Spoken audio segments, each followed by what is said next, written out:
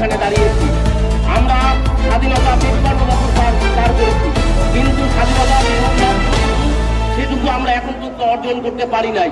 আজকে 53 বছর পার হয়েছে। এই 53 বছরে সবচেয়ে বেশি নিপীড়িত নির্যাতিত হয়েছে ধর্মীয় সংখ্যালঘু সম্প্রদায়।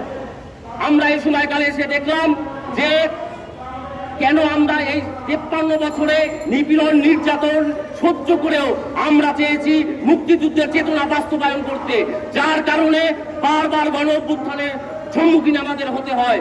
আমরা 90 স্বৈরাচার বিরোধী এরশাদের বিরুদ্ধে আমরা লড়াই করেছি, কিন্তু সেই লড়াইয়ের যে আমাদের মূল লক্ষ্য এবং উদ্দেশ্য ছিল বাস্তবায়িত হয় নাই, যার কারণে আবারও 2024-এ একটি স্বৈরাচারী একটি ফ্যাসিস্ট সরকারের বিরুদ্ধে আমাদের রাজপথে লড়াই করতে হয়েছে। আমরা দেখলাম স্বৈরাচারী হাসিনা সরকারকে আমরা পরাজিত করতে পেরেছি, কিন্তু আমরা এখন পর্যন্ত আমাদের ব্যবস্থার পরিবর্তন করতে পারি নাই। এখন পর্যন্ত সেই স্বৈরাচারিক ব্যবস্থা এখনো চলমান রয়েছে। সংগ্রামী বন্ধুগণ, তারই প্রতিফলন আমরা দেখলাম 15 তারিখে ওই পাঠ্যপুস্তক বোর্ডের সামনে যে ঘটনাটি ঘটলো। আমরা দেখলাম যে এই গ্রাফিটি মুছে দিয়ে পাঠ্যপুস্তক বোর্ড এই যে 2 সংগঠনের মত তৈরি করে তারা যে কাজটা করলো এবং পাঠ্যপুস্তক বোর্ডের চেয়ারম্যানও তা মেনে নিল।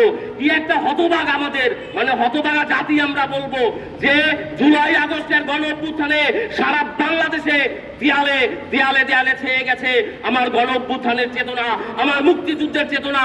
কেউ 24-71 আলাদা করতে চায় না সাধারণ শিক্ষার্থীরা, কিন্তু এরা যারা করতেছে আমরা দেখলাম যে এই আদিবাসীরা যখন আদিবাসী শব্দটি নবম এবং দশম শ্রেণীর পাঠ্য বই থেকে মুছে দেওয়া হলো, উঠিয়ে দেওয়া হলো, আমাদের আদিবাসী বন্ধুরা তার প্রতিবাদে যখন শান্তিপূর্ণ মিছিল নিয়ে ওই পাঠ্যপুস্তক বোর্ডের সামনে গেল, তখনই পুলিশের মদদে, আমি বলবো পুলিশের মদদে তাদের উপরে হামলা করা হলো।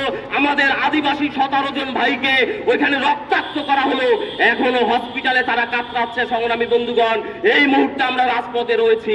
আমরা দেখলাম এই জাতীয় পতাকা যে বাসে বেঁধেছিল, পুলিশ কি জানে নাই, পুলিশ কি দেখে নাই? তার সামনে বসেই তো এই ঘটনাগুলো ঘটলো, কিন্তু পুলিশ কোনো ভূমিকা পালন করে নাই। পুলিশ ভূমিকা পালন করেছে কোনটা জানেন? যখন গতকাল ছাত্র জনতার বিক্ষোভ মিছিল ছিল স্বরাষ্ট্র মন্ত্রণালয় বরাবর, তখন আমরা দেখলাম পুলিশের ভূমিকা। আমরা দেখলাম কিভাবে টিয়ার সেল মারা হয়, কিভাবে জল কামান মারা হয়, কিভাবে ফাঁকা রাবার বুলেট মারা হয়। আমরা দেখলাম সেই পুলিশের ভূমিকা। তাহলে কি আমি বলতে পারি না যে পুলিশের মদতেই আদিবাসী শিক্ষার্থীদের উপর হামলা হয়েছে এনটিসিবির সামনে বসে? আমরা দেখলাম যখন পুলিশ তাতে শান্তি পায় নাই, তারপর সে নিজে তার অস্ত্র ব্যবহার করেছে। আমরা স্পষ্টভাবে বলতে পারি এই কথাগুলো। আমরা দেখেছি একজন উপদেষ্টা কি মায়া কান্না করেছে। আমাদের আইন উপদেষ্টা রয়েছে, সে মায়া কান্নায় ওস্তাদ, সব সময় এটা করে আসছে। আমরা দেখলাম মায়া কান্না করলো। মায়া কান্না আপনার কোথায়? আপনার পুলিশ দিয়ে তো আবার সাধারণ শিক্ষার্থীদের মারলেন। আমরা আজকের এই প্রোগ্রাম থেকে তীব্র প্রতিবাদ জানাচ্ছি এবং একটি কথা বলতে চাই, এই দেশটা একটি অসাম্প্রদায়িক দেশ। সকল ধর্ম বর্ণের মানুষ এই দেশে বসবাস করবে। এটা ইতিহাস ঐতিহ্যের ধারাবাহিকতায়। এই থেকে আমরা দূরে সরে যাব না। আমরা মুক্তিযুদ্ধের চেতনা বাস্তবায়ন করব। আমরা জুলাই আগস্টের 24-এর চেতনা বাস্তবায়ন করে একটি গণতান্ত্রিক বাংলাদেশ, একটি সাম্যের বাংলাদেশ, একটি অসাম্প্রদায়িক বাংলাদেশ আমরা প্রতিষ্ঠা করব, যেখানে সকল নাগরিকের সমান অধিকার থাকবে। বন্ধুগণ, সেই প্রতিশ্রুতি জানিয়ে আমি আমার সংক্ষিপ্ত বক্তব্য। অসুবিধা না পড়তে হয়, যেন আমাদের কোনো আঘাত করতে না হয়। আমরা আপনাদের মাঝে আপনাদের দেশে আমরা নাগরিক হিসেবে বসবাস করছি, কেন আমাদেরকে এই অসুবিধা ভিতরে পড়তে হচ্ছে? কেন? আমরা দাবি জানাচ্ছি আপনাদের মাঝে।